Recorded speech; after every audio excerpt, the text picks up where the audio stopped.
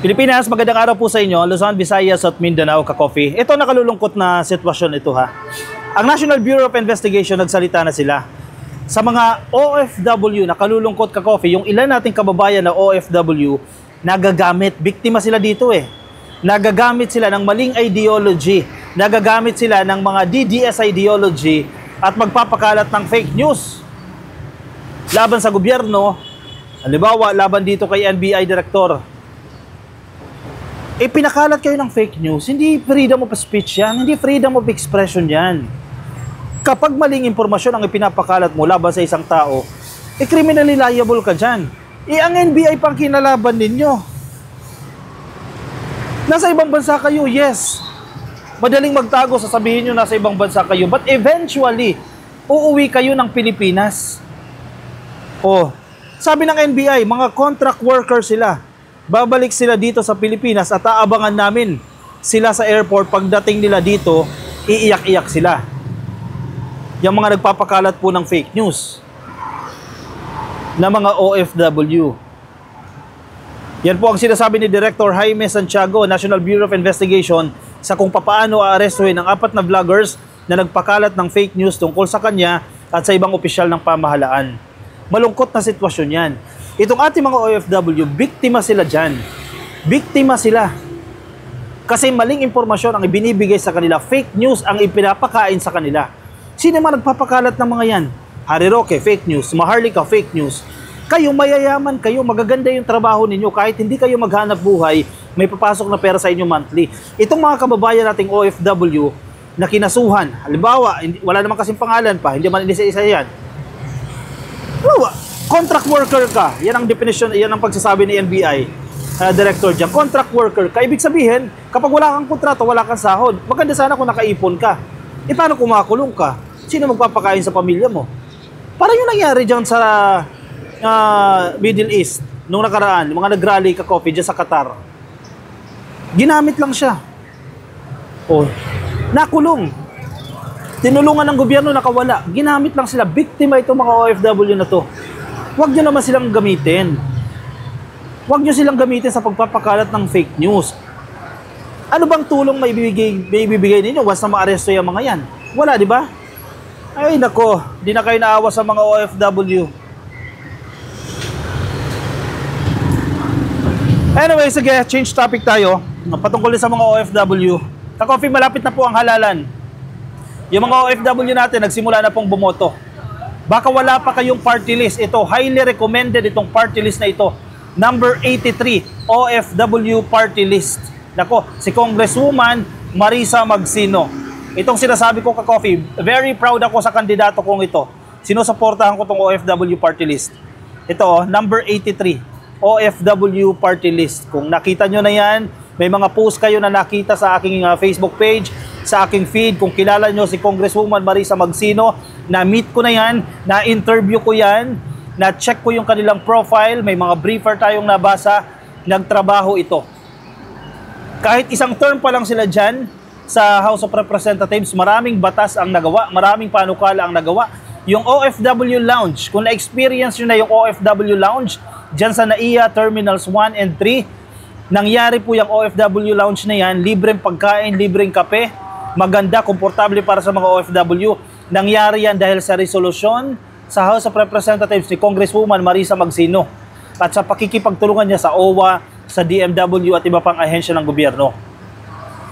OFW party list, ka-coffee. Kaya ako, very proud ako. Kahit i-bash nyo ako, ka-coffee, sabihin niyo si ka-coffee nag-endorso kay Congresswoman Marisa Magsino.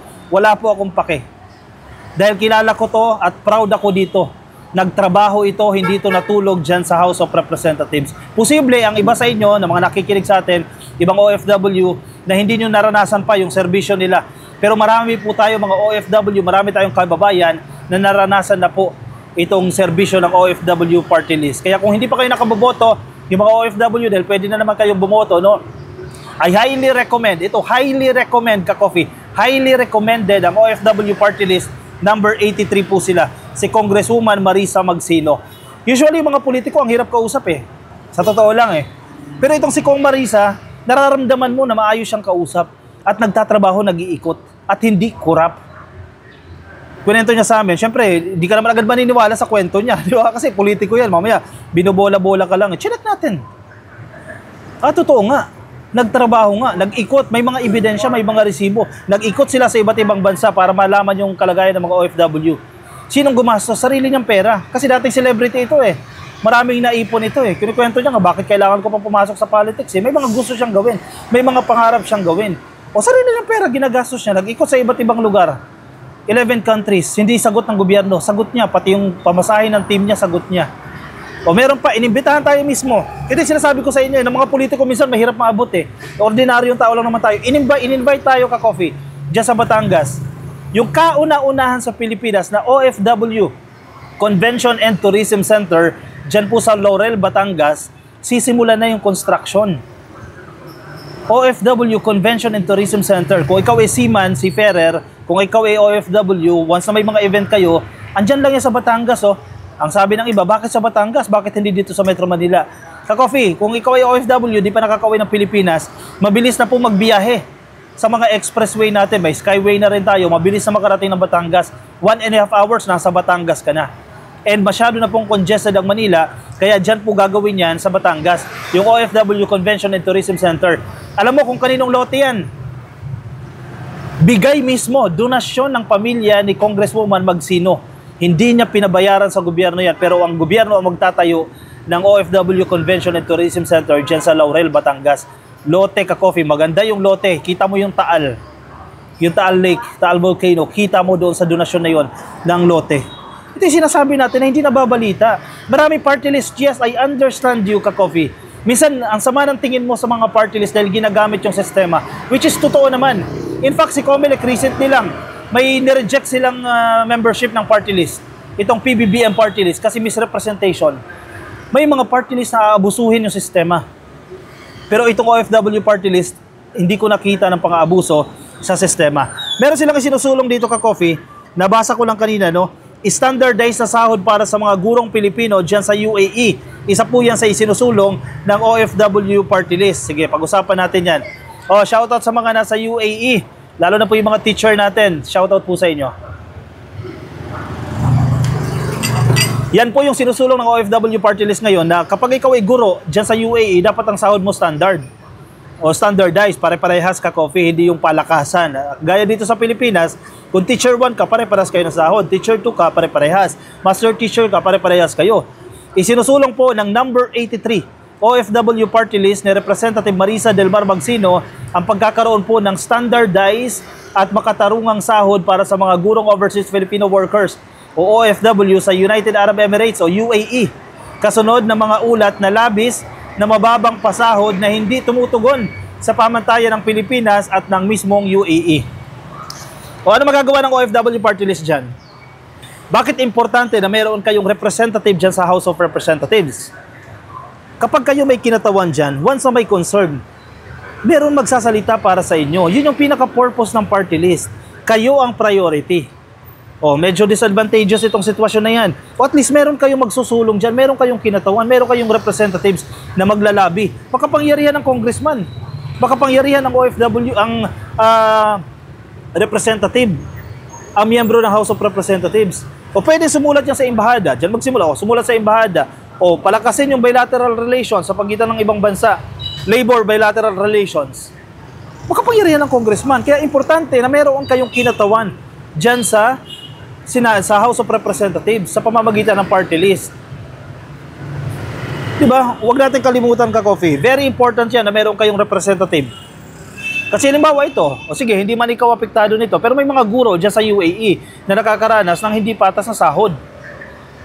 At least merong nagtusulong. Ito, ayusin naman natin to. Makipag-usap sa counterpart sa ibang bansa para maayos yung problema natin sa pasahod.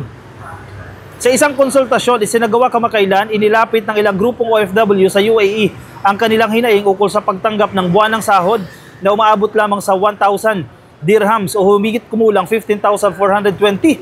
Grabe naman ito. 15,420. Napakababa pesos yan ha. Mas mababa pa kaysa sa minimum salary ng mga guro sa Pilipinas na nasa 19,000 hanggang 27,000 kada buwan. Grabe naman yan. Totoo ba to? Nakalulungkot to ha. Mas mababan rin ito kumpara sa itinakdang minimum wage na 1,500 dirhams para sa mga household service workers sa UAE sa ilalim ng Wages Protection System. Bakit gano'n naman kababa?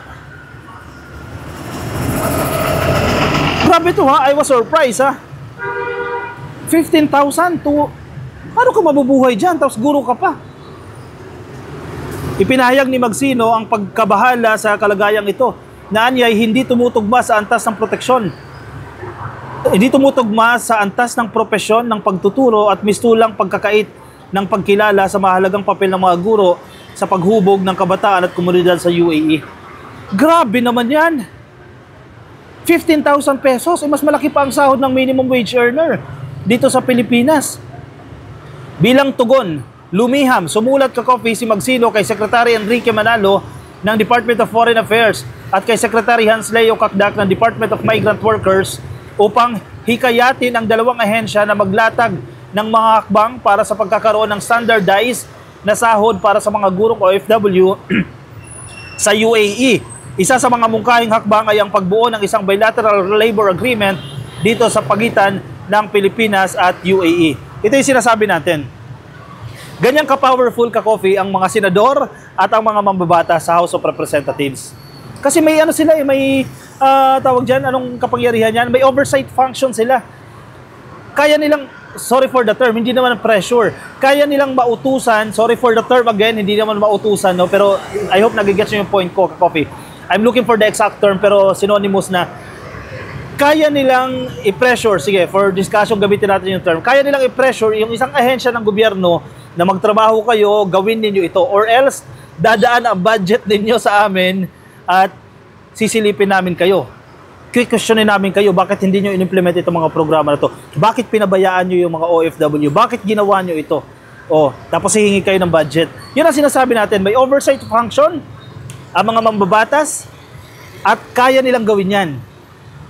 Kaya ang pinupunto ko paulit-ulit, dapat meron kayong representative dyan sa House of Representatives, dyan sa Kongreso, meron kayong kinatawan. At ito ang OFW party list. Marami nagpapanggap. Representative sila ng OFW. Pero pinapabayaan naman kayo. Ito, trust me, ka-coffee, trust me, kung ikaw ay follower ko, nang medyo matagal-tagal na, dahil mag-6 na taon na rin tayo nag-vlog, nagtatrabaho itong OFW party list. Tulungan natin sila na maluklok sila dyan para meron kayong kinatawan. Nagtatrabaho yan para sa mga OFW. Posible na hindi ka pa natutulungan, pero baka nakagamit ka na ng OFW lounge. Isa yan sa major accomplishments ng OFW party list. Alright, sige. Yung mga boboto ka-coffee, isipin po ninyo, kailangan nyo ng representative, kailangan nyo ng kinatawan dyan sa Kongreso. And I recommend, highly recommend OFW party list. Number 83 sila sa party list, no? Nasa likod po yan ng balota, number 83, OFW. Highly recommended natin itong party list na ito. I-bash nyo na ako, pero ini-endorso ko talaga itong OFW party list. Maraming salamat ka-coffee sa mga sumama. I-komento ang inyong opinion, reaction dyan sa ating comment section. Mga nasa Facebook, please click lang po ng follow. Nasa YouTube, click lang po ng subscribe. Nasa TikTok, subscribe na rin po kayo. I'll see you ka-coffee in my next video. Bye-bye.